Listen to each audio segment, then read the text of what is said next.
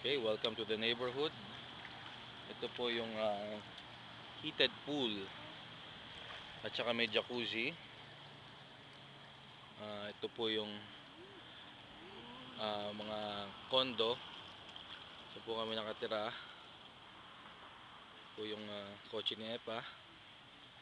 Tapos banda roon po yung tennis courts. Ayan po makikita nyo.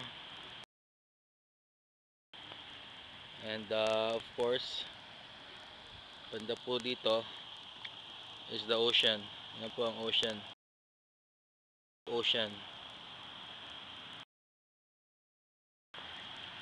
Ngayon, ito po sila. Si Epa nag-enjoy kasi maski po malamig dito, mainit naman ang tubig.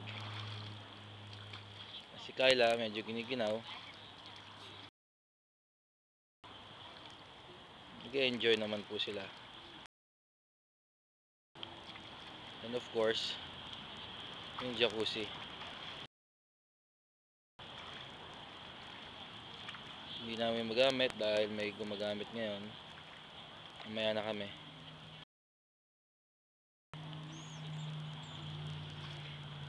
Enjoy na enjoy po sila.